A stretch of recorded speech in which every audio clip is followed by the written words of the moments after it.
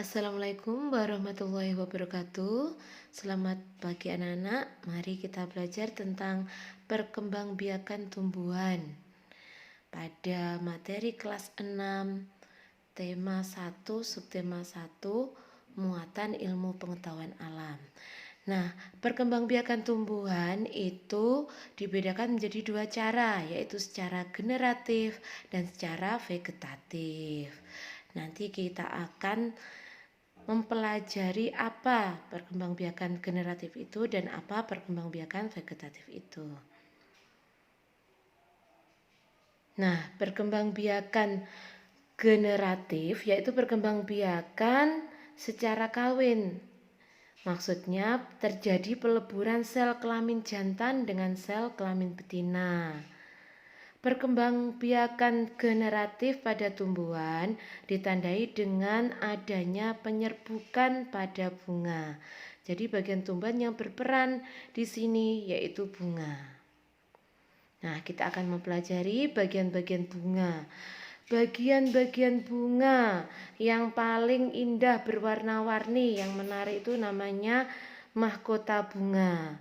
Kemudian perhiasan bunga ada benang sari dan putik. Benang sari terdiri dari kepala sari dan benang sarinya, tangkai sari. Putik terdiri dari kepala putik dan tangkai putik. Kemudian yang membungkus bunga sebelum mekar namanya kelopak bunga. Di bagian bawah dasar bunga, kemudian di dalam putik di dalamnya nanti akan tumbuh namanya bakal biji. Nah, di bawah sendiri yaitu tangkai bunga.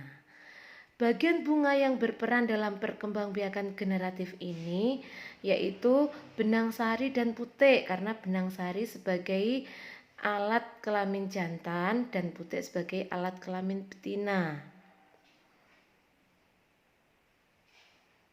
Nah, kita lanjutkan tentang macam-macam penyerbukan, karena pada bunga terjadi penyerbukan, bisa dibantu oleh hewan, bisa juga oleh angin atau air. Penyerbukan pada tumbuhan dibedakan menjadi 4.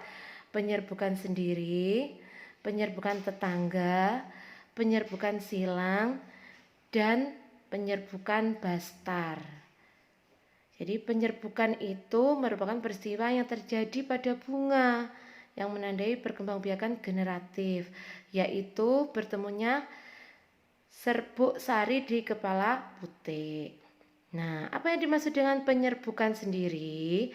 Penyerbukan sendiri yaitu apabila serbuk sari yang jatuh di kepala putik itu berasal dari bunga itu sendiri. Jadi dinamakan penyerbukan sendiri, jadi masih dalam satu bunga. Nah, kemudian yang berikutnya yaitu penyerbukan tetangga. Nah, penyerbukan tetangga itu apabila serbuk sari yang jatuh di kepala putik berasal dari bunga lain, tetapi masih dalam satu pohon.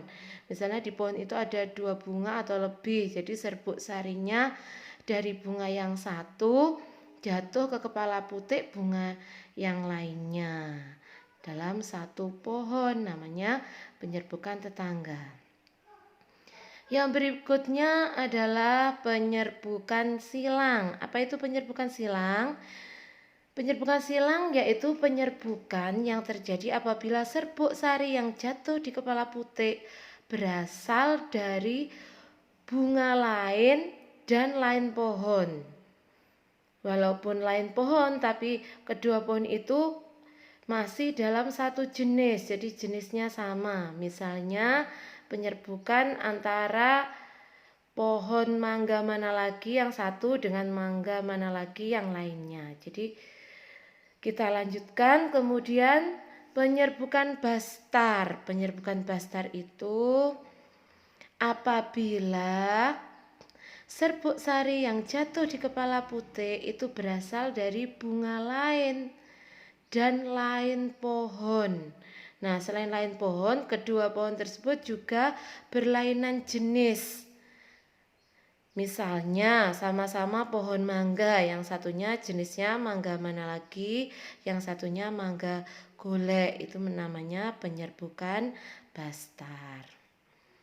Nah, itu tadi dapat kita ketahui bahwa penyerbukan secara generatif akan menghasilkan bakal buah, dan di dalam bakal buah akan menghasilkan bakal biji. Biji inilah yang akan melanjutkan perkembangbiakan tumbuhan tersebut, yaitu akan tumbuh menjadi individu baru, akan tumbuh menjadi tumbuhan baru. Nah, bagaimanakah dengan perkembangbiakan vegetatif? Perkembangbiakan vegetatif itu perkembangbiakan secara tak kawin, maksudnya tidak melalui proses perkawinan atau peleburan sel kelamin jantan dengan sel kelamin betina. Jadi tidak melalui proses seperti itu. Perkembangbiakan vegetatif pada tumbuhan ada dua macam, yaitu vegetatif alami dan vegetatif buatan. Vegetatif alami apabila terjadi secara sendirinya, sedangkan vegetatif buatan apabila dibantu oleh manusia. Nah, apa saja perkembangbiakan secara vegetatif alami? Vegetatif alami yang pertama tunas. Contohnya yang berikutnya adalah umbi lapis, umbi yang berlapis-lapis. Kemudian umbi batang, kemudian umbi akar, kemudian rizoma atau akar tinggal, dan gerage atau stolon.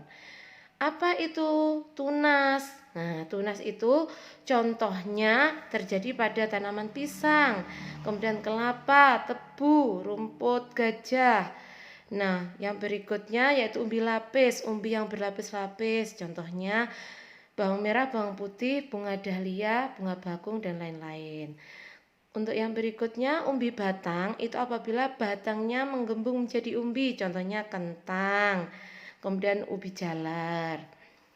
Perkembangbiakan vegetatif selanjutnya adalah umbi akar, itu apabila akarnya menggembung menjadi umbi, contohnya wortel, lobak. Nah, itu adalah contoh-contoh perkembangbiakan vegetatif alami. Berikutnya adalah rizoma, akar tinggal, itu contohnya empon-empon, jahe, kunyit, lengkuas, dan lain-lain. Kemudian gerage atau stolon itu batangnya menjalar di dalam tanah, contohnya yaitu rumput teki, ya, diantaranya. Nah, kita lanjutkan vegetatif buatan. Vegetatif buatan itu dengan bantuan manusia, misalnya mencangkok, stek batang, okulasi atau menempel mata tunas, merunduk, dan enten atau menyambung pucuk. Contoh vegetatif buatan yang pertama mencangkok itu bisa dilakukan pada tumbuhan yang berkambium. Kemudian stek batang itu batangnya dipotong-potong kemudian ditanam. Nah, okulasi itu menempelkan mata tunas.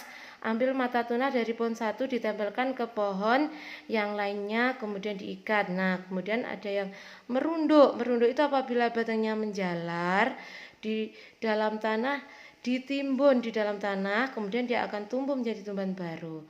Kemudian enten yaitu sambung pucuk, pohon yang satu disambung dengan ujung pohon yang lain, kemudian diikat. Nah, itulah macam-macam perkembangbiakan vegetatif buatan. Selamat belajar anak-anak.